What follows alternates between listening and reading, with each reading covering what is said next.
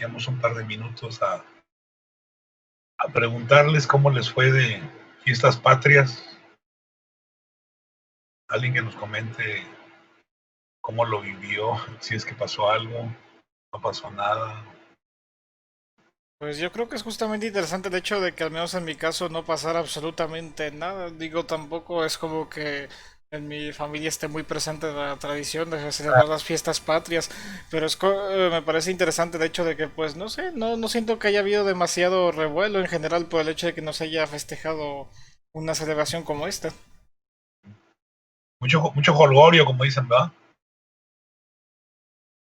Pues sí, creo que el COVID de alguna otra manera influyó para que no se hiciera todo el gasto social, toda la faramaya, como dicen, ¿verdad? Pero eso nos lleva a pensar que pues realmente lo interesante sobre todo desde el 16 de septiembre, ya el día de ayer, pues yo creo que todavía no está registrado en la memoria, ¿no? Así que no tendríamos por qué eh, espantarnos, ¿no? Creo que quiere decir que a lo mejor lo que le daba sentido al 16 era justamente la fiesta popular, que curiosamente empezó como una revuelta popular, sigue siendo popular, nada más cambia el carácter. Muy bien, totalmente de acuerdo. ¿Algún otro comentario por ahí?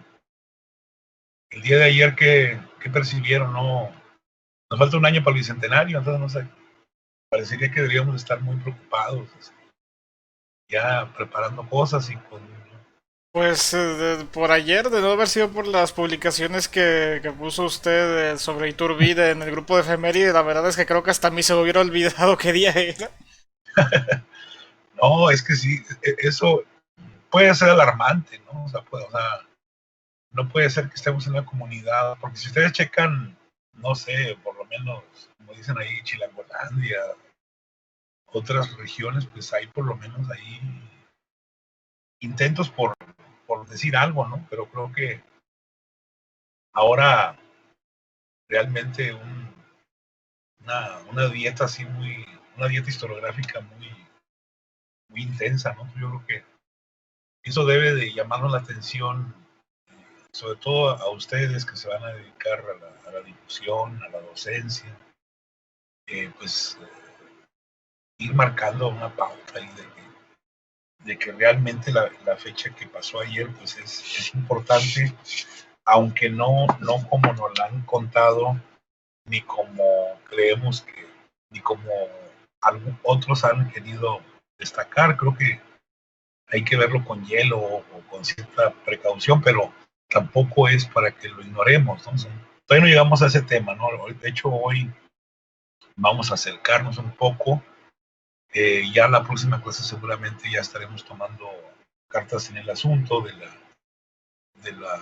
los inicios del México independiente, pero creo que sí es, bueno, por lo menos para mí, es alarmante no por la gente, no por la población, sino por nuestra comunidad académica, intelectual, que no, algo anda por ahí medio raro que no despertamos o a lo mejor no es tan importante, digo, a lo mejor uno es el que está mal y otros son los que están bien.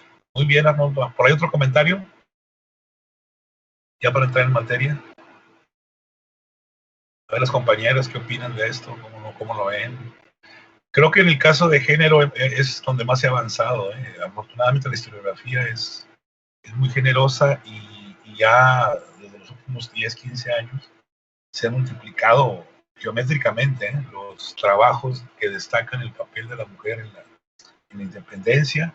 Qué bueno, porque hacía falta ese tipo de investigaciones y de interpretaciones, pero eh, fuera de ahí no hay así mucho. Hay más estudios regionales, más estudios de caso, y creo que ya para cuando ustedes lleguen a la madurez, ya a lo mejor el tema de la independencia va a ser menos debatible, la historia de bronce pues va a estar más estrecha y los mitos van a seguir, porque acuérdense que los mitos no es para espantarse, es normal que cada sociedad festeje de esa manera sus eventos. Eso no debiera generarnos ningún problema. No sé si por ahí tengan algo que comentar, aparte de Arnoldo.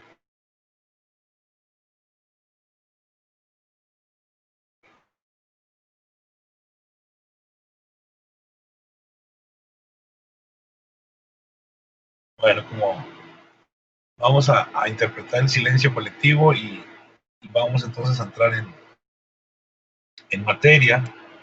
Por ahí habíamos estado hablando de las tareas que fueron muy interesantes y quiero volverlos a felicitar, muy bien realizadas, y que nos sirvieron para concluir un tema del cual ya casi no vamos a hablar, que es el de las famosas, por un lado, hablar del final del periodo virreinal, y que es, acuérdense que es el término correcto más que colonial, y el otro es lo de la última etapa de esta dinastía de los Borbones, que caló fuerte su política, sobre todo hacendaria, su política comercial, y que va a ser un detonante, fíjense bien, un detonante, no el único, de los movimientos sociales que se van a dar a principios del siglo XIX. Estamos viendo, yo creo que vamos a dedicarle esta clase y la que sigue a esta primera lectura, a esta segunda lectura que hemos tenido por ahí. Vamos ya a irla concluyendo, pero no sin antes ver algunas cosas. Les sugerí, les pedí que platicáramos a partir de lo que los historiadores llaman el constitucionalismo, que no es otra cosa que cuando la sociedad hispanoamericana, en este caso la sociedad de la novohispana, comienza a cuestionarse la idea de de formar un congreso cuyo fin principal pues era redactar un documento político donde estuvieran plasmados los intereses, los compromisos por sacar adelante el país naciente o el nuevo país. Y de eso se trata más o menos la lectura y los temas que vamos a ver más adelante y que van a tener su culminación allá por 1824. ¿verdad? Entonces, más o menos, eso sería lo que estaríamos platicando. Antes de escucharlos y dar tiempo de que se incorporen más compañeros, pues vamos a ver algunas consideraciones finales de la primera parte de Jáuregui y Ávila. Sí se ve por ahí una filmina, ¿verdad? Una diapositiva. Sí. Gracias, qué amable. Qué amable, sí. Entonces ahí está la primer punto. No sé si se alcanza a leer. Déjame hacer un poquito más ancho.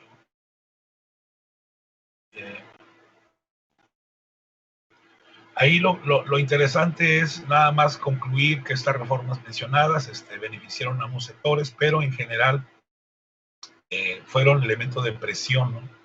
fiscal a un nivel más alto que en otros países. Quiere decir que los Borbones pues se la bañaron, ¿no? Se enfocaron mucho en la Nueva España por encima de otros reinos, de otros reinatos, y eso va a calar fuerte y va a crear, sí, para que vayan por ahí concluyendo, una serie de descontentos, ¿no? Tanto de españoles peninsulares como de criollos ricos, criollos clasemedieros, no se diga el bajo clero y los mandos medios militares. Esa va a ser la carne de cañón, como se dice, el caldo de cultivo que va a estallar pocos años después de estas últimas reformas. Por ahí vamos, punto número 3, vamos a ver, bueno, punto número 2, acuérdense que los últimos 30 años son un fastidio, son una presión muy fuerte para la población novohispana, que es realmente donde calan fuerte las reformas, donde exagera la relación metrópoli y colonia los reyes y básicamente saquean, perdón por la palabra, yo sé que actualmente no tiene mucho eco, ¿verdad? Saquean las finanzas, la iglesia, las propias comunidades indígenas, los, los ahorros que eran para viudas, para huérfanos, también, o sea, realmente una relación exageradamente desigual y una presión muy fuerte. Yo creo que esto, y acuérdense lo que les he dicho hace como 2 o 3 clases, y todo para qué, o sea, como dice por ahí una canción, ¿verdad? Para que una sociedad estuviera, para que la metrópoli estuviera sojuzgándose cada vez más, no solamente a las naciones enemigas, sino a la propia Francia, que era, entre comillas, su principal aliada. Bueno, si quisiera detenerme en algo que ustedes van a leer por ahí más adelante por su cuenta, punto número 3, un tema que apenas llevará por ahí 20 años, 15 años de haberse enfocado. Se dijo desde hace mucho, pero como enfoque tiene muy poco, el famoso decreto de consolidación de vales reales, que no sé si por ahí alguien nos quiera comentar algo. En la lectura no viene muy bien matizado, nada más viene ahí como que fue importante por lo que les comenté ahorita, por la presión que se va a ejercer en primer lugar de la iglesia, y de la iglesia a todos sus acreedores, fíjense bien, a todos sus deudores, perdón, a todos sus deudores, y es la presión, más o menos su arraigo es de 1804 a 1808, chequen bien 1808, entonces son un poquito más de 4 años donde este decreto, que sí se aplica, que sí se lleva a cabo, va a prácticamente a derramar el vaso, ¿no? de la inconformidad, y cuyo principal objetivo era que la iglesia cobrara los capitales que tenía prestados. Aquí sí quisiera subrayar en este punto número 3, por si alguien por ahí toma nota o algo, que esto va a ser una explicación así que tiene que ver no con la historia política, no con la historia ideológica, no con la historia social, sino que tiene que ver con algo que luego los historiadores de estos temas no sacan a la luz, que es la historia económica. Entonces, la aplicación de este decreto va prácticamente a cercenar el patrimonio, los intereses de la clase media, de los pequeños propietarios, de las comunidades indígenas, y ahí es donde van a verse desfavorecidos un montón de propietarios que, fíjense bien, que curiosamente los vamos a ver en 1810 como insurgentes. Entonces no sé si se entienda esta provocación que estoy comentando, que el decreto de consolidación de vales reales tiene mucho que ver para entender por qué se avientan al ruedo Morelos, Hidalgo y toda una serie de personajes que vieron mermada su patrimonio. Hidalgo estuvo a punto de perder sus bienes. Él, como era muy bueno para los tribunales, mantuvo alargada el pleito. Sin embargo, sus tierras estuvieron improductivas cerca de 5 años, y eso le afectó el bolsillo drásticamente, tomando en cuenta que don Miguel tenía fama de que era bueno para gastarse el dinero. Entonces, pobrecito de haber sufrido mucho con este decreto de consolidación. Entonces, nada más que nos quede claro, por ahí vamos a hacer algún trabajito, yo les voy a dejar la lectura por ahí, de la consolidación de vales reales como una causal económica de la independencia. ¿Sí? No sé si hay un comentario por ahí, una duda, con toda confianza.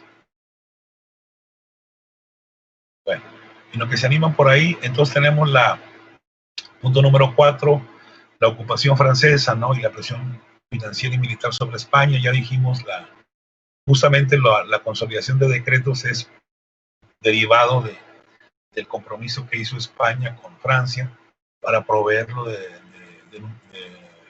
dinero líquido, ¿eh? En lugar de apoyo militar, en lugar de apoyo logístico, de apoyo humano.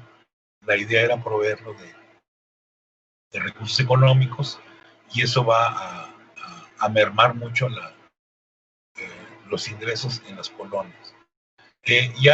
La ocupación militar, acuérdense, generó insurrección no solamente en Hispanoamérica, sino originalmente en España, lo que sería España, ¿verdad? Y esto va a movilizar a los grupos, sobre todo a las clases medias de entonces, a los pequeños propietarios y a los criollos que vieron la oportunidad de tener una participación ya más directa en los asuntos de gobierno, no confundir con el nacionalismo criollo ya del siglo XVIII, que era más ideológico, más romántico, podríamos llamarlo así, aquí, o más utópico. Acá es ya un nacionalismo criollo concreto, ¿no? Que quiere tener participación en los asuntos de gobierno. Esto suena muy padre, suena muy interesante. En los tenis de la alta élite y pues no, ellos no van a ver no con mucho agrado compartir el poder con este nuevo grupo que quiere incorporarse a los asuntos de gobierno. Palabras más, palabras menos, se va a crear entonces una incertidumbre, ¿verdad?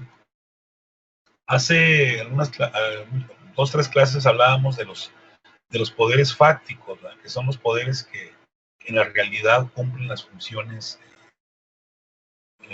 que les mandatan las altas autoridades. En este caso, los ayuntamientos van a sumarse como actores importantes en este periodo y todo el siglo XIX.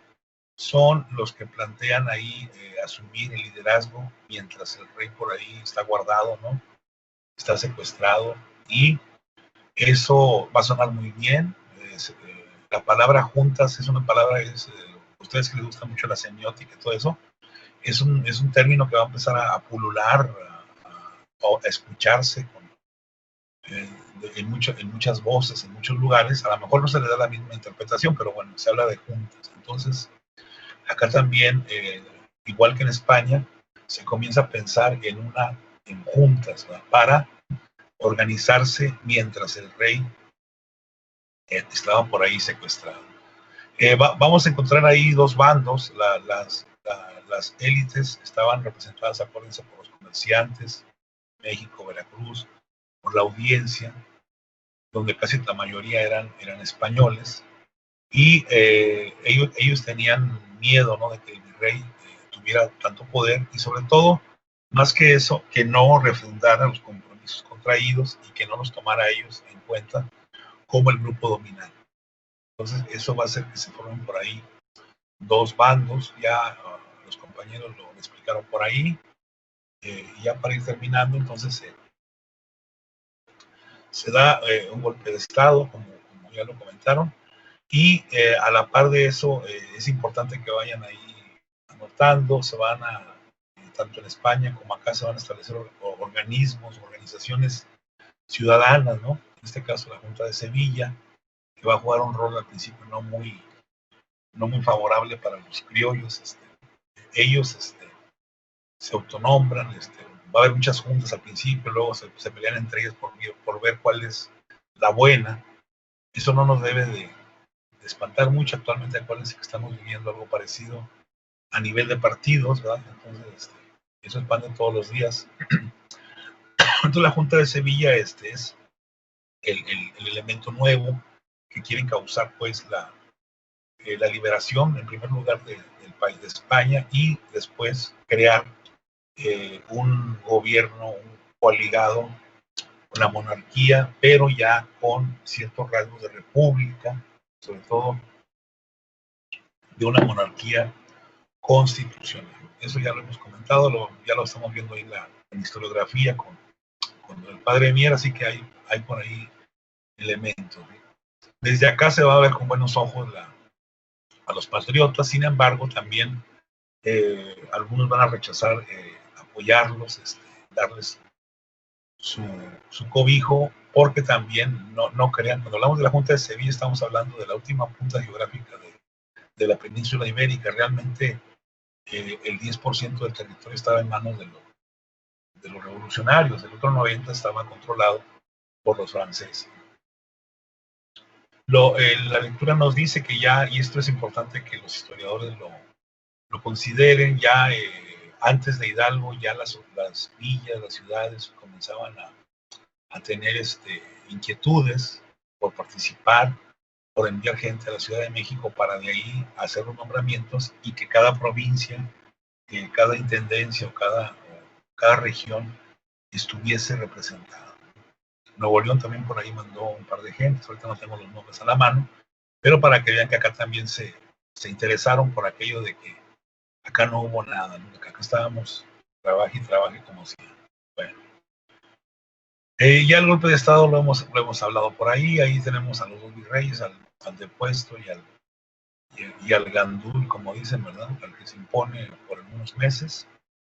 Se da un golpe de Estado y intentan los tribunales y las corporaciones reconocer al nuevo virrey, incluso logrando, fíjense lo mala onda, el apoyo de la Junta de Sevilla, quien también lo acepta sabiendo que se había alterado el orden, ¿verdad?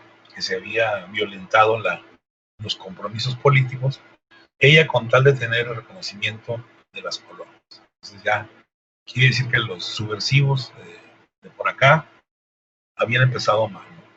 Bueno, ya punto número 10, los que simpatizaban con la idea de participar van a verse mermados, van a verse orillados entonces a actuar de una manera más violenta, más radical, ¿sí? Y comienzan entonces ya en 1808, 1809 a aparecer por ahí proclamas de independencia, algunos no están firmados, eso se llaman pasquines por ahí, y bueno, entonces ahí va a haber un clima enardecido, mucho temor, se crea una especie de paranoia, ¿no?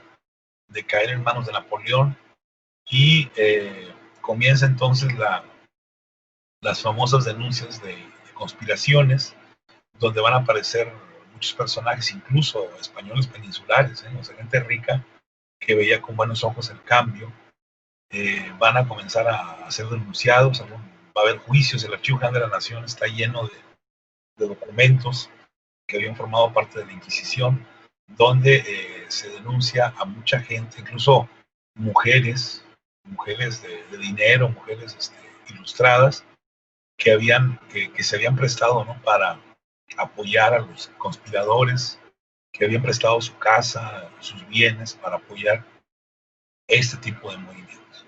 Entonces ya no solamente en el Bajío, pero el Bajío va a ser la cuna donde va a emerger esta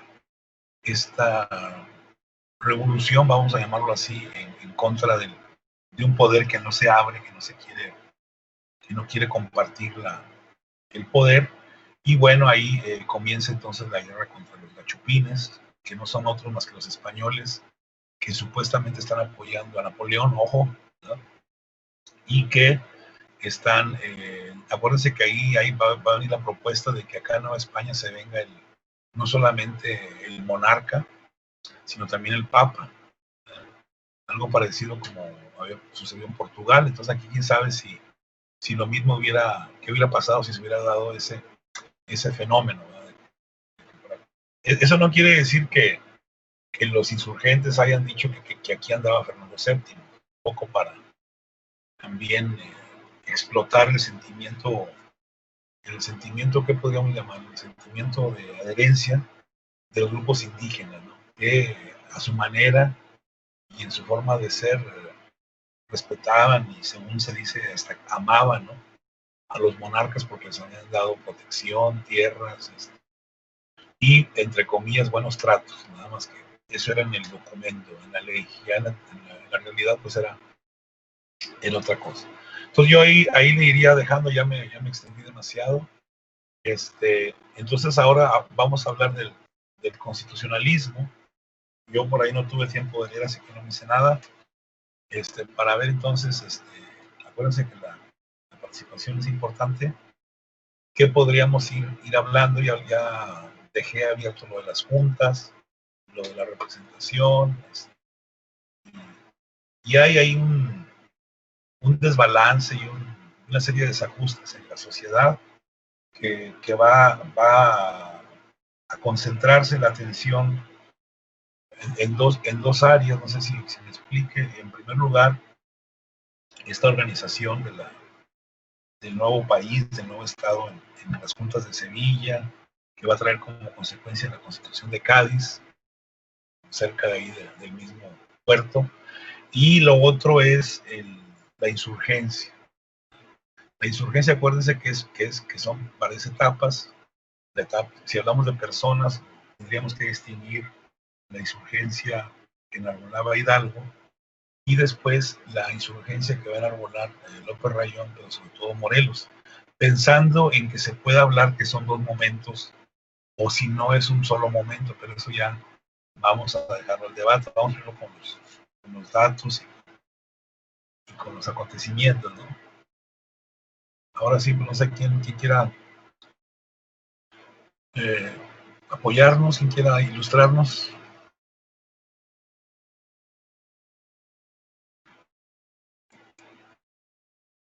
Adelante. Adelante, Brenda. Bueno, está Aida, Berenice y luego Brenda. O Brenda, perdónenme. Adelante, Brenda.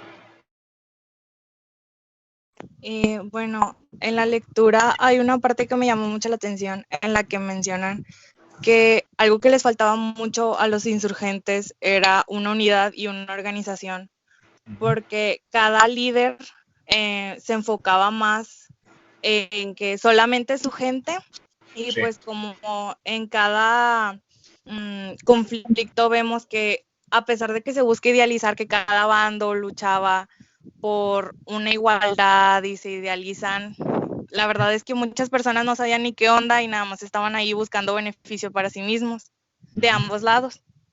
Entonces, en el libro mencionan que realmente no había una unidad y que más que nada solían responder a Morelos, pero cuando este murió ya no hubo como tal una unidad nunca más. Pero sí, qué bueno que dice la palabra, entonces, pero ya en esta segunda etapa hablamos de una unidad. Mire, usted tocó un tema muy controvertido que yo creo que como historiadores ya debemos de ir aclarando, de ir develando, y es el seguimiento hacia los insurgentes. Estamos hablando, acuérdense, de una guerra. Las guerras en cualquier parte del mundo, en cualquier etapa de la historia, son violentas y sangrientas. No hay una guerra de flores ni una guerra de abrazos. En este caso, normalmente se dice por qué la gente seguía a Hidalgo. Ahorita usted comentó algo interesante. ¿Por qué la gente seguía a los insurgentes? Recordemos que hay ahí vestigios muy creíbles de que Hidalgo les pagaba a toda su tropa. Y además, acuérdense, esto viene desde tiempos bíblicos, digo, no nos espantemos, el reparto del botín. Pues eso motivaba, en un ambiente donde hay una crisis económica, donde hay crisis de alimentos, donde hay sueldos, salarios muy precarios, la independencia se ve como, no como un negocio, ¿verdad? Pero sí como una posibilidad de hacerse de recursos. Entonces, por eso los ejércitos de Hidalgo no solamente es el hombre, sino la señora, los niños, la familia completa, se convierten en milicia. Entonces, esto es importante que, por lo que usted señala ahorita, esa organización que luego Morelos le va a meter mano, le va a organizar mejor, como usted dice, y sí hay ya un plan más sistemático, que luego habría que pensar si ese plan venía desde Hidalgo o no, pero bueno, le digo, lo polémico vamos a dejarlo para más adelante. ¿Algo más, Brenda?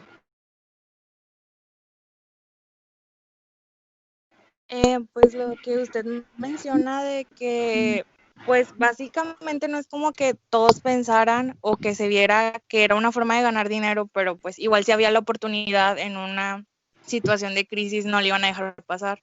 Y en el libro mencionan que había como cierta tendencia de las personas de empezar a cobrar por protección a mercancías, tanto de el lado de los ejércitos imperialistas como de los insurgentes, pero que en general, por ejemplo, hay una frase que me dio mucha cosa, que mencionan que había una feria de armas y que ahí podían estar de que los dos bandos conviviendo en paz y se me hizo muy curioso. Sí, Ahora, acordémonos, aquí es donde entra la historia. Híjole, tocó dos temas muy, muy interesantes. Déjenme por el primero, antes de que se me olvide el segundo. En primer lugar, los insurgentes son la mayoría, dijimos, criollos, españoles nacidos en América, o son americanos, ¿no? Como diría mi padre Mier. Pero todos ellos se conocen, han convivido. Digo, el enemigo número uno de Hidalgo es Abad y Queipo, y antes de la insurgencia pues eran uña y carne, como se dice, ¿verdad? Ahora Hidalgo, acuérdense de quién es pariente de Iturbide. Incluso Hidalgo le hace varias ofertas a Iturbide para que se le incorpore al ejército, a la insurgencia. O sea, qué bueno que toque o sea, no estamos hablando de un grupo Lucas Alamán, acuérdense quién lo salvó de que se lucharan los revoltosos. Esas mini biografías, nuestros chismes aparentemente intrascendentes, cuentan mucho cuando los juntamos, ¿no? Y nos dan una visión más importante. Ahora, nosotros como sociedad mexicana no estamos acostumbrados mucho a las guerras. Pensemos en Europa. Europa, si ustedes hacen una línea del tiempo como la que hicieron por ahí dos equipos, realmente Europa ha tenido muy poco tiempo sin guerras. Entonces, la sociedad es una sociedad donde hay gente que se dedica a la milicia profesionalmente. Lo que en Estados Unidos se les va a llamar mercenarios. Entonces, ya para esta época hay una gran cantidad de gente que se dedica justamente a representar intereses de algún bando a cambio de un pago. Esto lo vamos a ver más claro en 1817. Cuando llega Mina acá con el padre Mier, no crean que llega acompañado de españoles y ingleses y norteamericanos que buscan la libertad del hombre. No. Muchos son mercenarios. ¿Por qué? Porque había conseguido por ahí cerca de $1,000,000 Mina para enfrentar a Fernando VII en tierras no hispanas. Y en este proceso de rentarse o de contratarse para defender intereses, vamos a encontrar a las propias comunidades indígenas. Entonces, el ataque a la insurgencia no solamente va a ser, no solamente vamos a ver soldados españoles, sino, bueno, en este caso los soldados la mayoría son mestizos, indígenas, sino también vamos a ver grupos indígenas que se rentan o que hacen alianzas con el gobierno virreinal para enfrentar a la insurgencia. No sé si a lo mejor lo estamos revolviendo más, ¿verdad, Brenda? Pero esto es para que vean los claroscuros, ¿no?, que hay ahí en este proceso que no le hemos dedicado mucho tiempo para verlo desde el punto de vista de la historia militar, ¿no? No sé, ¿algo más, Brenda, por ahí?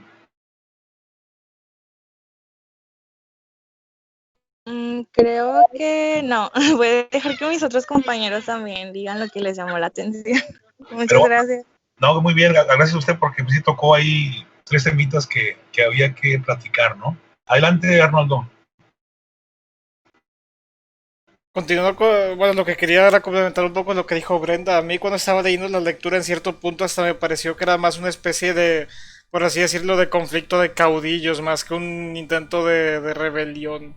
Es que es como que no había realmente en buena parte del conflicto un bando claro, ni tampoco un ejército claro. O sea, lo que uno llama, por así decirlo, los insurgentes, pues eran, tal y como habíamos visto antes, pues prácticamente distintas naciones. Eran muchos grupos distintos con diferentes intereses y la mayoría de ellos sin siquiera ni un poco de conocimiento militar. Al grado en el que, y esto lo recuerdo también un poco de la lectura de Padre Mier, que mencionaba, eso también en parte era para, si no recuerdo mal, era también para dejar quedar mal a los españoles, pero también me imagino que tendría que haber un poco de verdad en todas esas descripciones de batallas en las que un montón de tipos sin apenas armas se lanzaban contra las fuerzas realistas. La verdad es que no me parece tan extraño que ocurriera porque pues no tenían ni práctica ni conocimiento en armas ni nada. Entonces, la verdad es que aquí va a ser curioso porque Callejas va a tardar mucho en detener el movimiento y es un movimiento que, como digo, pues está increíblemente dividido y no parece ser especialmente fuerte. Pues eso es lo que va a aprovechar Calleja, ¿no? Y además hay que reconocerle la astucia y la estrategia, ¿no? que realmente lo más importante de Calleja no es lo que se da en el bando militar, sino en el bando político, pero al ratito lo comentamos, ¿no? No quiero platicar la película, el final de la película ya ahorita, ¿no? Exactamente. Ahí es cuando comienza el personaje de Calleja, más o menos, y curiosamente, de manera alterna, el personaje de Iturbide, que luego después se interrumpe porque pues Iturbide también a veces no se cortaba las uñas, ¿verdad? Y pues también tenían por ahí manejos muy turbios. Es ya el personaje de ahorita del otro bando, ¿no? Calleja, que insisto, va a ser un tipo muy astuto, muy maquiavélico para debilitar a los insurgentes, que igual como usted dice, a lo mejor no hacía falta invertirle mucho, pero también no nos vayamos con la idea de que todo el bando de los insurgentes eran tipos que corrían al oír las balas, ¿no? Había también sectores muy estratégicos, los lanceros por ahí, había grupos indígenas que luego van a cambiar de bando, pero también había gente, agrupaciones militarmente muy bien organizadas y curiosamente con armas exageradamente rudimentarias. Entonces, también del otro lado hay buenos, ¿verdad? Para las armas, pero pues son contados, ¿no? ¿Algo más por ahí, ¿no? Para escuchar a José? Adelante, José Galván. Que, bueno, algo que también pienso mucho es que al final todo bueno, no es que todo se redujera, pero eran principalmente las pugnas de poder, porque lo que han estado mencionando mi compañera Brenda y Arnoldo también demuestra que fuera del mandato de lo que fue Miguel Hidalgo y Morelos, que eran los que designaban, si es que se le podría decir así, de Sí. que pues tú aquí y tú acá, tú puedes defender esta zona, tú haces algo así, pues después de ellos ya no hay como que esa unión o alguien que delegue, porque tiene que ser hasta Vicente Guerrero, y que incluso no es como que alguien lo haya dicho de que tú vas a hacer esto, no, fue como que él consiguió el poder en base a pues los levantamientos que hubo y pudo hacer un trato con los realistas, porque estoy tan seguro, bueno, no tan seguro, pero tengo esa idea de que incluso si había tanta división y tantas personas distintas, que tengo la idea de que no todos los propios insurgentes habrían estado de acuerdo de que, oye, ¿por qué no vamos a poner de acuerdo con los realistas si ellos nos han estado dando casa? Pero al final de cuentas se trataba de eso, se trataba de quien tuviese el mando o tuviese mayor poder podía tomar las decisiones. Hijo, esto último que menciona usted es muy grave, porque entonces, muy interesante, porque eso nos lleva entonces a que tenemos que ver la historia en su momento, no ver la historia con los ojos del 2020. ¿Verdad? Entonces yo creo que ahí esto que usted menciona es interesante, no creer que todos los insurgentes estaban dispuestos y contentos, ¿verdad? Por mantener una lucha más allá. Recordemos que lo que hacen con Hidalgo y los insurgentes es una especie de elección para que se calmen, para que se tranquilicen. A la par, acuérdense que la iglesia comienza a condenar a todos los que participan en ese movimiento. Entonces, en una sociedad que es exageradamente católica y religiosa, pues eso contó mucho, ¿no? El hecho de decir el que participe con estos tales, se va a ir al infierno, ¿eh? Derechito. Eso también influyó para que el movimiento pues comenzara si no tranquilizarse, sí a focalizarse, sobre todo ya después de que se despachan por ahí a Morelos y a su compañía. Pero sí, como dijo la compañera Brenda, aquí ya en este periodo hubo organización, ¿verdad? Y que sí quisiera nada más venderles la idea de que la desorganización que se va a dar después de Morelos, del Congreso de Chilpancingo, no es porque les gustara desorganizarse a los insurgentes, sino a las maquinaciones, a las ofertas, a los convencimientos, entre comillas, del gobierno virreinal que todavía existe por ahí y que hace que mucha gente renuncie. Digo, no quiero decir que compraron voluntades, soy incapaz de pensar así de nuestros héroes, ¿verdad? Pero algo por ahí, no sé si me explique, también tiene que ver, y la lectura es muy, muy precisa en esa compra de voluntades, ese convencimiento. Ahorita hablaba, no sé si Arnoldo o José, de caudillos. Bueno, todos los caudillos, muchos son apachados, son híjole, no digo que comprados, no son convencidos, ¿no? De que ya le bajen, de que ya se retiren, y a cambio reciben tierras productivas, obviamente, y se les da, así como si fueran la época del Cid Campeador, ¿no? Se les dan armas y soldados personal. Entonces, ¿cómo no va a triunfar la reacción con ese mundo de ofertas? Ya comenté dos: la amenaza de la iglesia de excomulgar a todos los religiosos, ¿verdad? Y por otro lado, la oferta que hacen el gobierno a todos los que andaban conspirando, que andaban luchando, y que van como se llaman por ahí, a indultarlos, pero un indulto muy padre, así, muy jugoso, al que entraron mucha gente, incluida nuestra gran heroína, Leona Vicario. Eso tenemos que verlo en su tiempo y no en el nuestro. Hacer eso pues era a veces una forma de seguirse manteniendo, ¿no? Por ahí, algo más, José Galván, José Ricardo.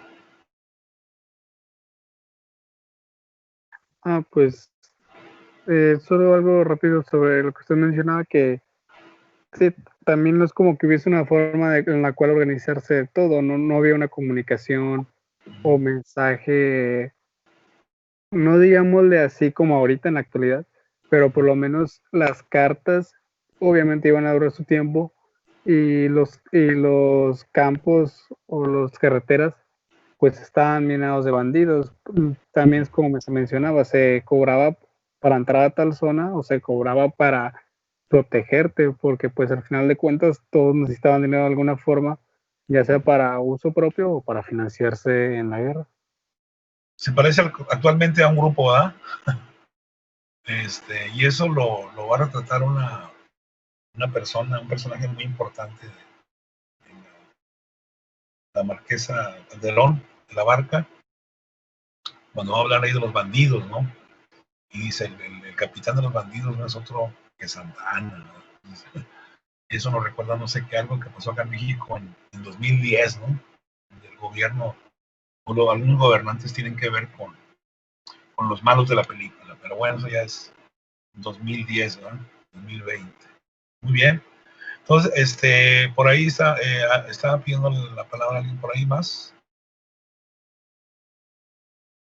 No sé qué más se pueda decir del tránsito de Hidalgo a Morelos. No sé si ahí te podamos precisar, porque parecería que el momento bueno es el de Morelos y el momento así revuelto es el de Hidalgo. Creo que Hidalgo ya comentamos por ahí que no fue tan estéril ni tan rijoso como se le quiere retratar, sino que hubo una serie de propuestas, una serie de avances, sobre todo los ayuntamientos, los nombramientos que se hacen al margen de que fueran espontáneos y que duraran poco tiempo. Ya se había realizado cosas que antes no habían sucedido en esta sociedad, así que ¿qué más podemos decir no hemos hablado de lo de Cádiz? ¿Cómo está ahí la onda? Acuérdense que el padre Emir anduvo en Cachirul, ¿verdad? Lenguaje futbolero, allá en Cádiz. No fue, o sea, sí fue y no fue nuestro representante, ¿verdad? No tenía nombramiento. De ahí no hemos comentado nada, ni yo he dicho nada, ni ustedes me han dicho nada. ¿Qué pasa con los representantes a Sevilla, con lo de 1812, que es importante por el efecto, no por el momento?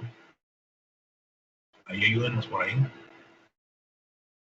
Por eso el autor le llama constitucionalismo, ¿no? Porque tiene que ver con esa generación de novohispanos, ya casi de mexicanos, que creen que las leyes y que el Estado, la soberanía son las soluciones a esto que mencionó Galván, esta, esta, esta revoltura, ¿no?, que se da en la sociedad, que parece que no tiene pies ni cabeza, pero ya hay una serie de lecturas y de propuestas, no sé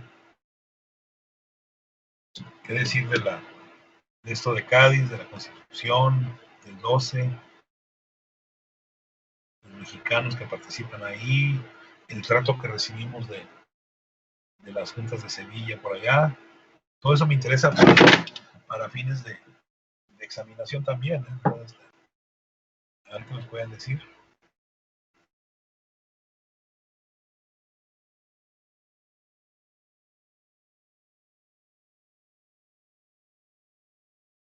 Recordemos que hasta antes de 1812 la palabra Congreso pues era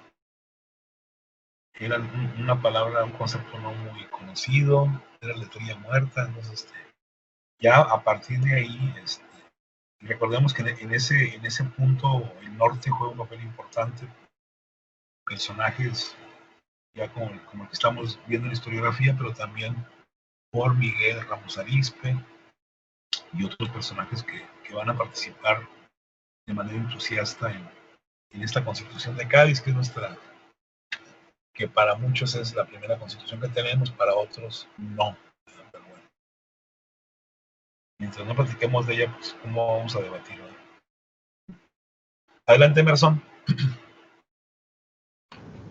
Sí, gracias, maestro. Pues yo creo que podemos empezar comentando la postura, pues podemos decirle liberal de la Constitución. Digo, Exacto. Liberal en comparación con todas las medidas que había en aquel entonces, ¿no? Todas las políticas que se habían estado implementando hasta aquel entonces. Porque, pues bueno, sí se menciona o sí se enfatiza en el hecho de que, pues sí, planteaba algunos principios o algunas nuevas pues reformas, podemos decirle así, o proyectos, porque de cierta forma no se llegaron a ejecutar del todo, Claro. que podemos considerar un poco más liberales en el sentido de que se le daba más prioridad, por ejemplo, pues al individuo, al ciudadano como tal, que ahora se convertía pues en el objetivo de las leyes. Entonces, digo, a diferencia de como se había estado manejando anteriormente. Y bueno, también una adecuación ahí en los tres poderes, ¿no? Que empezaron o se propusieron, los poderes legislativo, ejecutivo y judicial, ¿no? Teniendo al rey como el titular del poder ejecutivo. Entonces podemos ver ahí un como intento de, pues, como... creo que sí lo mencionan por ahí, digo, retomando un poco cuando vimos la entrevista con Pérez Bejo. Sí. Sí mencionaba ahí que era una especie como de intento de nación, porque en la firma de la Constitución se comentaba que era la Constitución de la Nación Española. Me parece que sí lo denominaba ese Sí. autor. Entonces sí podemos ver como ese intento de transición a algo un poco más formal, digo, tomando en cuenta todo lo de las juntas que habían ahí en aquel entonces. Pero yo creo que precisamente por lo que ya se ha comentado, que hay conflictos de interés, división entre los bandos, etcétera, pues las juntas, esto también pasaba en las juntas, no también entre los caudillos, sino pues, también en las juntas provisionales que se plantearon en aquel entonces. Entonces yo creo que también este problema de conflictos de interés pues se había afectado en las juntas y la manera en la que se empezó a aplicar este intento de constitución, que bueno, recordemos que fue abolida de todas formas. Entonces pues no se llegó a implementar de... Y respuesta después, ¿no? Claro, sí, abolida por un rato y luego repuesta, sí, muchos movimientos ahí en ese aspecto. Pero bueno, sí, yo creo que sí era liberal en ese aspecto, en que se le daba más prioridad a los ciudadanos, a la participación ciudadana, que también se fomentaba. Claro. Y también, y sí, también algo muy interesante por ahí que era la libertad de prensa, ¿no? Que también fue algo que no favorecía mucho al gobierno de aquel entonces y pues fue una de las razones por las que se disolvió, ¿no? Porque pues, la libertad de prensa al parecer en aquel entonces, bueno, siempre, pues ha sido pues, un problema para los gobiernos, ¿no? Principalmente para los gobiernos que no apoyan mucho a los ciudadanos. Y pues sí, yo creo que eso es lo que podemos resaltar de esa constitución, ¿no? Que pues era muy liberal en muchos aspectos y eso pues gustó a varios y a otros no. A otros los espantó, ¿verdad? Claro. Empezando por Fernando VII, que cómo engaña al pueblo, ¿no? Primero sí, la juro y luego a los pocos días, órale. En eso no quedamos, ¿no? Muy bien, yo creo que lo que usted dice, Emerson, habría que pensar que requeriríamos, y no lo vamos a hacer porque no hay tiempo ni es el objetivo de la materia, pues ver la historia de España, ¿verdad? Ahí veríamos cómo las juntas, como usted dice, pues no fue algo que se acordó así de manera mágica y rápida, sino que hubo un conflicto entre los mismos caudillos, los mismos líderes, pero que sí, no sé si valdría la pena si usted mismo o alguien por ahí nos aclare, cómo está contenido los intereses novohispanos en estos españoles. O sea, realmente ellos nos tienen que dar claro, primero están pensando en su terruño, ¿no? en la Nueva España. Acuérdense que ellos son más habitantes que nosotros, creo que andan llegando a los 10 millones, algo así, y es una sociedad que pues tiene sus propios problemas y un enemigo ahí muy temible. Bueno, dos enemigos a la derecha y a la izquierda, ¿no? Hacia Oriente y Occidente, y que tienen sus propios problemas. Sin embargo, ellos quieren la independencia y la soberanía de España y sus antiguos reinos, ya como una especie de república, ¿no? Una macrorepública. Ahí es donde sí lo quisiera que ustedes leyeran por su cuenta y ver cómo se dan esas discusiones y sobre todo esas disputas que trae como consecuencia dos cosas. Uno, que los mexicanos de entonces sigan participando en estos debates, en estas juntas, en esta constitución, y otros que van a considerar que realmente lo que había que hacer era construir una propia constitución, unas propias juntas y olvidarse ya, cortar el cordón umbilical tanto de los liberales como de los reyes, ¿verdad? Entonces yo creo que ahí eso es lo que viene ya en lo que vamos a ver más adelante, pero sí, importante, bueno, el otro punto importante con el que incluso yo invitaría a si alguien quiere decir más, es esta palabra que luego los historiadores no se atreven a esbozar y que Emerson lo dijo por ahí dos, tres veces, el concepto de liberalismo. El liberalismo no es un concepto único, sino que es un concepto que se ha ido edificando, se ha ido construyendo a lo largo de la historia y que tiene que ver a lo mejor con la Revolución Inglesa, donde el poder real va a compartir el poder con la naciente burguesía, ¿no? Que es de los burgos por ahí, que va a ser el parlamento, y eso ya va a ir edificando una sociedad. Todas las ideas de los franceses, Rousseau, Montesquieu, Voltaire, pues tiene que ver con ese liberalismo social. Y lo que sucede en Norteamérica, pues tiene que ver sobre todo ese concepto que por ahí nuestro presidente ahora ha retomado, el concepto de la felicidad, ¿verdad? Que no es otra cosa que el derecho a la propiedad, el derecho a la libertad de expresión, a la libertad de credos, bla, bla, bla, que aquí, ojo, no se da de esa manera, sino que es no sé si está de acuerdo, Emerson, es una especie de un liberalismo sui generis, ¿no? Donde por un lado se quieren acabar con los estancos y se quiere permitir el libre comercio, pero por otro lado se está en contra de la libertad de cultos, donde se habla de los derechos del hombre, pero también se pide el respeto a las corporaciones, ¿verdad? Donde todavía se reconoce el poder de la Inquisición. Entonces, ahora sí que no entendí, ¿verdad? O tenemos que hablar entonces de un liberalismo sui generis, así, varón, ¿verdad? No sé, si estoy de acuerdo o alguien más por ahí, porque sí me llamó mucho la atención y estoy totalmente de acuerdo en darle un carácter liberal a este documento, porque hay gente historiadores así muy ceremoniosos, muy cerraditos, consideran que no es liberal porque no reconoce la libertad de cultos y considera las corporaciones y además hay una religión oficial. Por ahí vamos a ver unas 2 clases más, un repasito a la Constitución de Cádiz, no se preocupen, vamos a ver algunos artículos por ahí. ¿Algo más, compañeros, compañeras?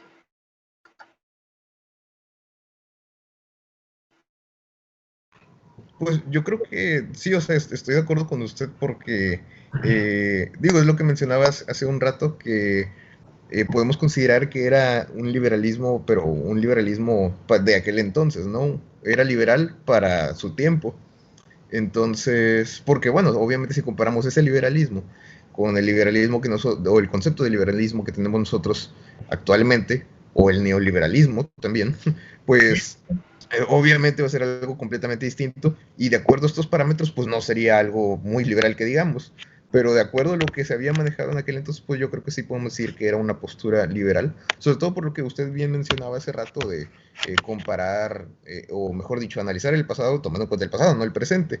Entonces, si hacemos esto, de tomar en cuenta todas las políticas que habían existido en aquel entonces y esta nueva implementación, pues yo creo que sí podemos denominarla como pues, una postura liberal.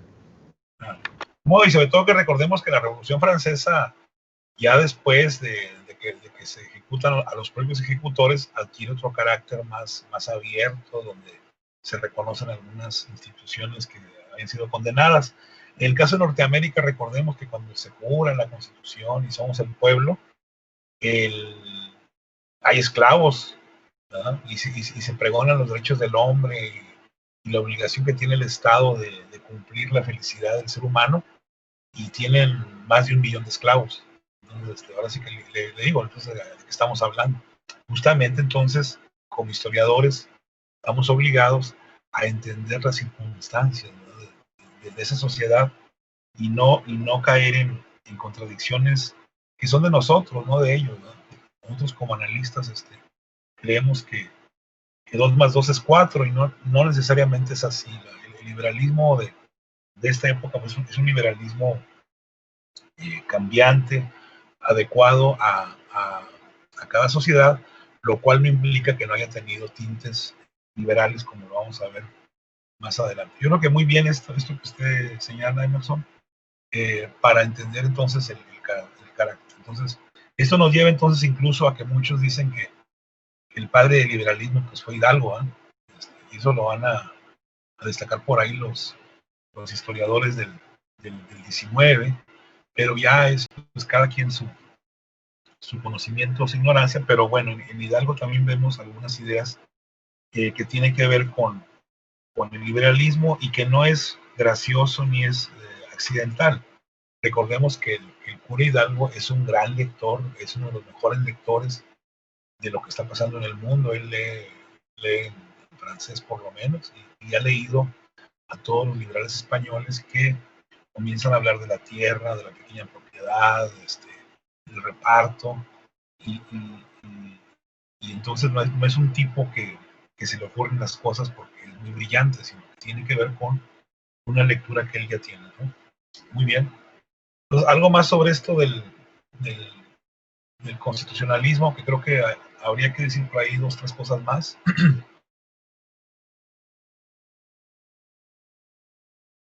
¿Cómo está la participación de los mexicanos allá? ¿Si los pelan, si no los pelan, si les hacen caso, o ni una cosa ni otra? ¿Si destacamos allá o no? Adelante, Dania. ¿Sí se escucha? Sí, adelante. Bueno, gracias. De hecho, esto lo tenía pensado decir para la clase de historiografía de mañana. No, pues lo dices otra vez. Que, de hecho, hablan sobre que los diputados de la América no tenían mucha representación en las cortes y las juntas de España. No eran, ellos apelaban de que no se representaban totalmente, por lo tanto no les hacían tanto caso, no se veían beneficiados. O sea, empezamos mal, ¿no? O sea, no se le da un trato de iguales, podríamos decirlo, Dani, a los, no a los novohispanos en general, a los hispanoamericanos, ¿no? Incluso de otras partes de Asia, por allá, ¿no? Filipinas. Podría ser así, Dani, de que no no hay un trato de iguales, ¿no? Sino que hay, Sí, también habla sobre también de Filipinas y de Granada y todos esos lugares a los que le pertenecían a España. ujú, y que pues la idea es pues, ¿cuál es el chiste de estar ahí si creo que la cosa no mejoró mucho, ¿no? El hecho de que exista mucha población en Nueva España y que nada más se le reconozcan unos cuantos diputados, pues eso, o representantes, vamos a llamarlo así, ¿no? Eso va a causar desilusión, va a causar polémicas. Sin embargo, hay un grupo que sigue presente ahí, que incluso preside los trabajos y que incluso dan línea. Creo que el caso más, corríjame usted por ahí, yo no tengo los textos a la mano, el personaje más destacado pues es nuestro vecino, ¿no? De Saltillo, Miguel Ramos Arizpe, ¿no? Con su concepto de diputaciones provinciales, ¿no? Que es un tema que va a socavar mucho, que va a hacer mucho ruido, ya todavía hasta 1850, con la famosa guerra entre liberales y conservadores. ¿Algo más, Daniel?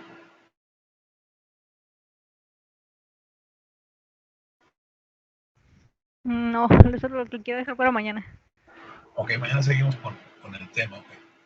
Entonces, muy bien, ya la compañera nos dio un dato que yo quería que todos lo compartiéramos, es entonces la presencia de los mexicanos de entonces, la presencia de los novohispanos en las Cortes de Cádiz. Ya ella dio una respuesta.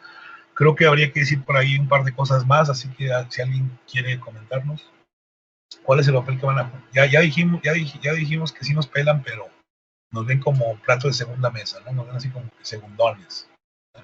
Ahora se trata de ver, pues, qué hicimos allá, si nos fuimos a pasear, o si hubo presencia y que por eso a lo mejor nos tenían miedo, ¿verdad?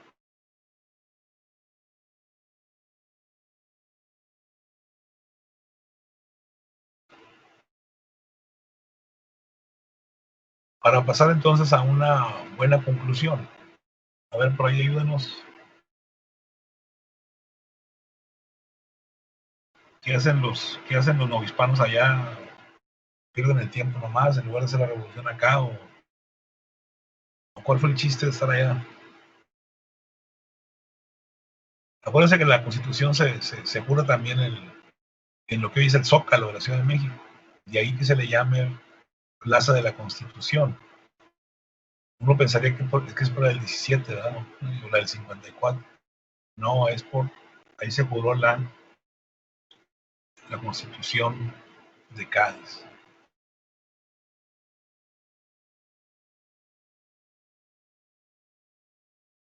O sea, conclusión, fue nuestro primer documento político, al margen de que se haya llevado a cabo, al margen de que no se haya cumplido en su totalidad, de que duró muy poco tiempo la implementación, eso ya es otra discusión. Por ahí habría que comentar algo más, no sé qué, sobre el papel que juegan los novohispanos, por ahí les voy a preguntar en unos 3 meses ahí. Conviene que vayamos respondiendo, ¿no?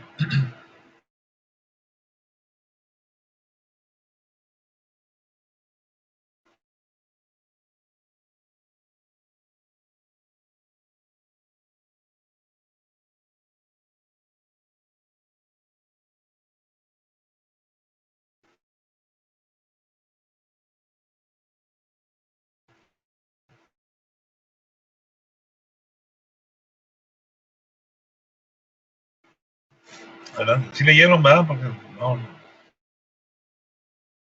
De hecho, el contenido viene en 2 o 3 páginas nada más de lo que hacen los novohispanos allá. Pues, Adelante, Ricardo.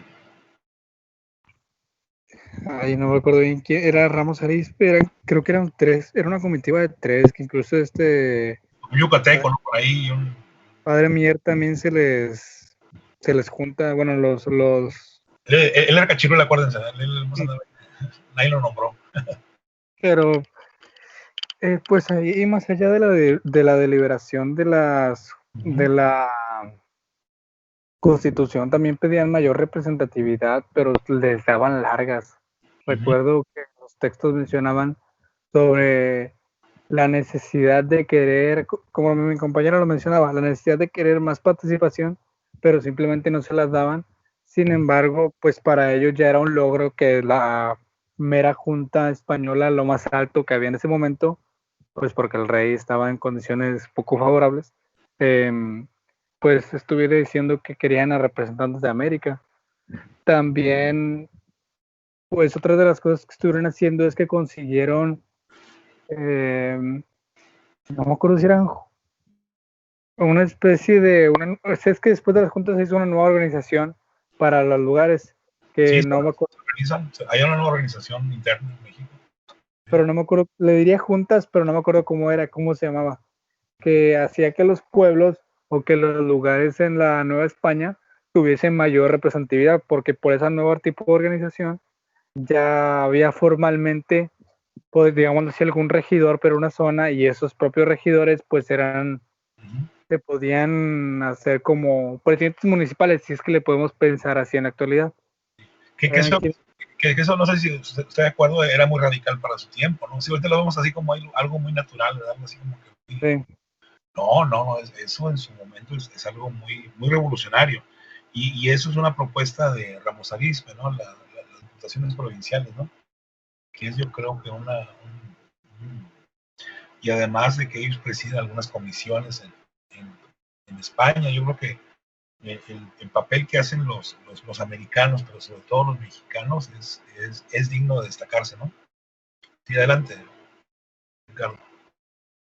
Sí, y pues también es que lo más importante, lo que recuerdo que del electorito es eso, porque además logrando hacer ese tipo de pequeña organización, pues conseguían dentro de lo que cabe poder tener más opinión o tener un sistema más organizado a la hora de dar su sentir a la Nueva España.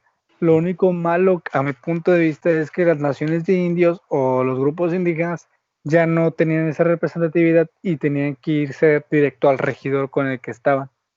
Sí, porque ellos tenían un trato directo, entre comillas, con el rey, ¿verdad? Y su estructura política pues, obedecía a ese compromiso, ¿no? Y ahora ya aparece la mujer, así como dijo Emerson, con el liberalismo se van a transformar en ayuntamientos, ¿verdad? Ya no son pueblos de indios o república de indios, como se le llamó en su momento, y ese es un duro golpe, y eso es entonces el, el liberalismo ya como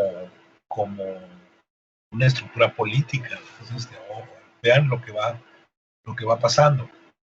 El otro que es muy importante de lo que dice usted, Arnoldo, es cómo se va a hacer una especie de mapeo político, un mapa político con base en diputados, con base en las regiones, que ojo, eso va a quedarse ya muy marcado cuando vamos a ver la lucha entre centralistas y federalistas, ¿verdad?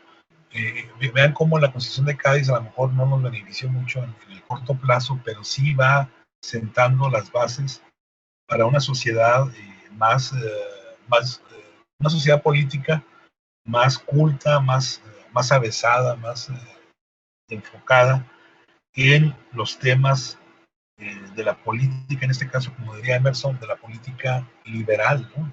Que eso antes era prácticamente manejado por unos cuantos. Entonces, ¿con qué nos quedaríamos? Voy a hacer una pregunta medio pesada, no se preocupe si no la tiene completa. ¿Con qué nos quedaríamos, Ricardo, entonces de lo de Cádiz? ¿Qué nos dejó pues entonces ya dijimos el mapeo político, que usted lo explicó muy bien, esa idea de golpear a las comunidades indígenas con una nueva estructura jurídico-administrativa, y más cosas que lo de las alcabalas, lo de las rentas, las aduanas, el libre comercio. ¿Qué más? ¿Con qué nos quedaríamos entonces Es una pregunta que hacemos a la mayoría de los compañeros. ¿Qué sería lo más fregón que nos dejó la Constitución de Cádiz? O de plano no le debemos nada. Y si no hubiera pasado, no hubiera pasado nada. A ver, ayúdenme a razonar bien.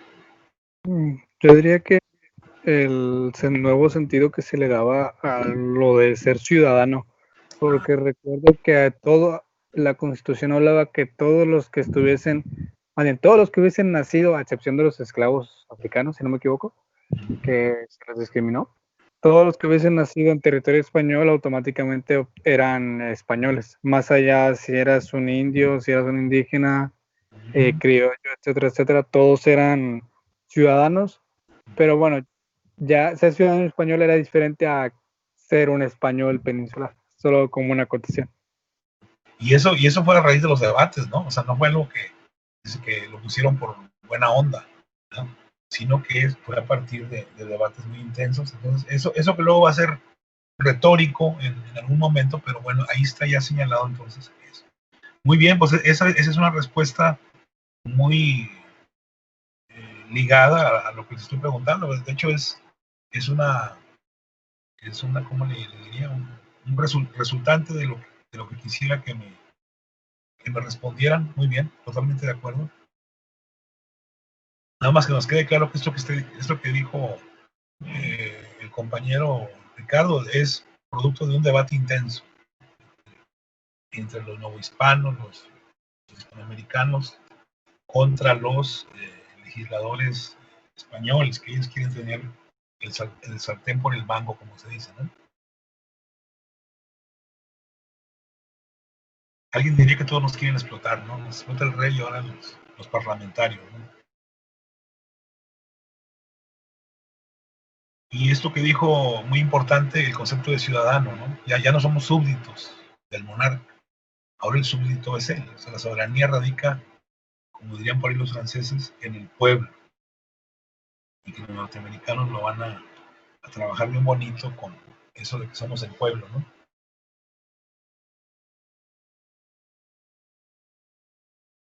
Este trato de segunda hacia los hispanoamericanos también se dan en Norteamérica, entre el norte y el sur. Los norteños estaban muy preocupados porque los sureños tuvieran representantes en el Senado y en la Cámara de Diputados. De hecho, el Senado se crea justamente para darle más representatividad a los sureños.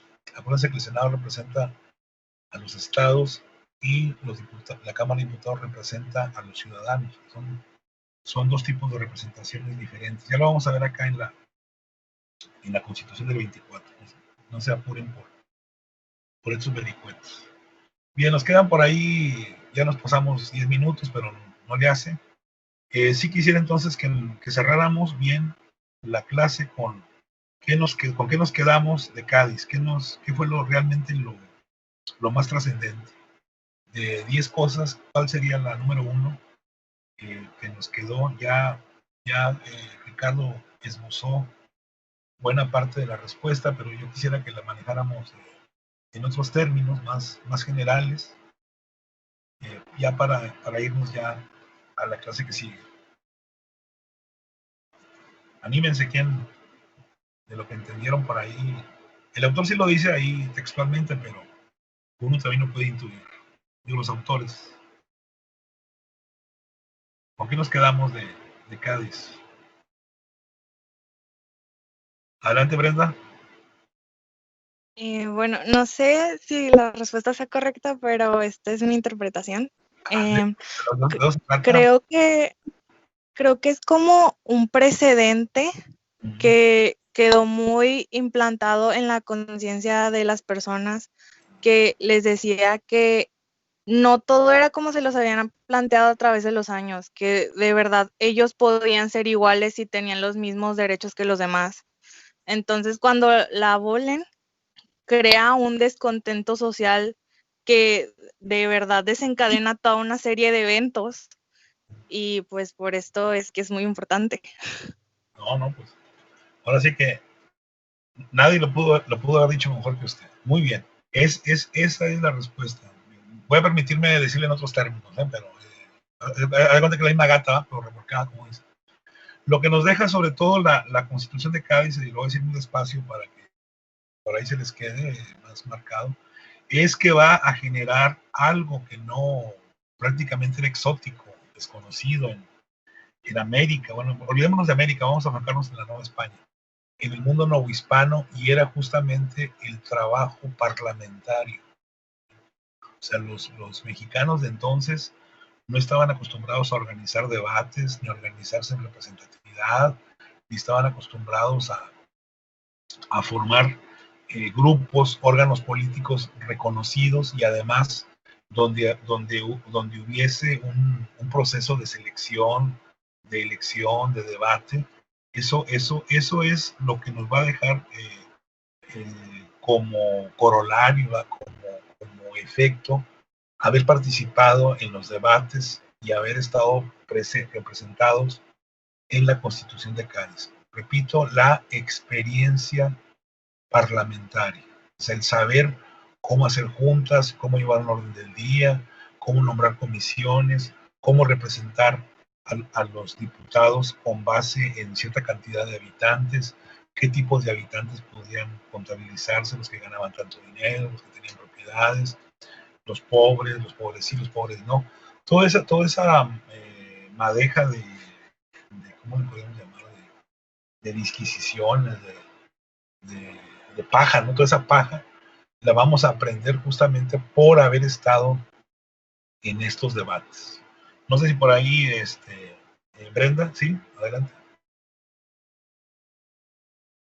Sí, creo que refinó bastante la idea a la que me refería, porque es como, lo relaciono mucho con un sentimiento de libertad que se le da a las personas, y cuando te dan una libertad y luego te la quitan, si te quedas como, pero pues no la quieres perder, obviamente.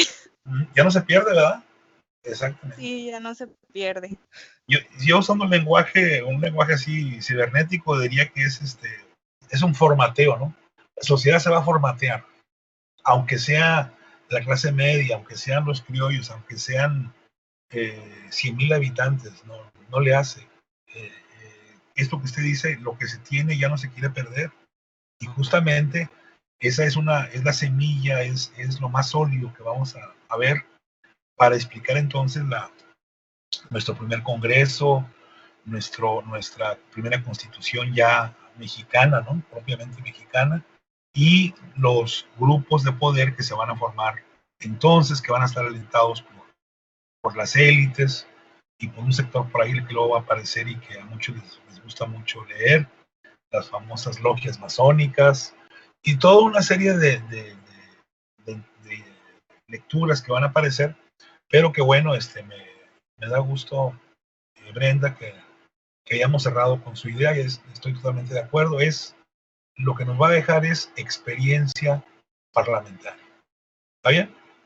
Espero se haya entendido. La gente de repente no sabía llevar a cabo debates, cómo se hacía un congreso, pues quién sabe. ¿Qué comisiones había que hacer? No sé. ¿Por qué? No sabe, no por tonto, sino porque no había un antecedente de parlamentos, de diputaciones, de juntas provinciales. Entonces, los españoles pues tenían a los vecinos, a los ingleses y a los franceses que ya habían pasado por ese tipo de cosas.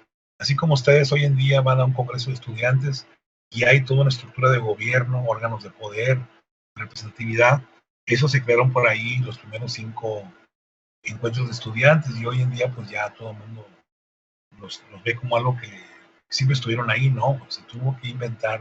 Estudiantes ahí por ahí de mi generación empezaron a hacer propuestas, estructura de gobierno, representatividad, bla, bla, bla. Digo, pongo el ejemplo de los congresos de estudiantes para que veamos que todos requieren cierto formato orgánico, político, ¿no?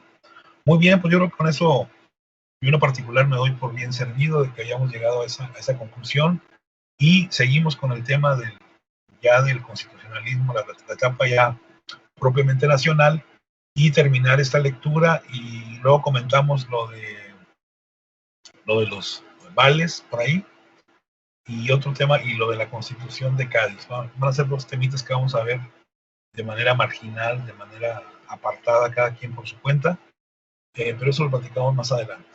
Muy bien, entonces agradezco su participación, espero todos hayan estado escuchando, pendientes. Por ahí agradecemos a Brenda, Arnoldo, José Galván, Emerson, Tania, su participación. Tuvimos 5, esperemos mejoremos.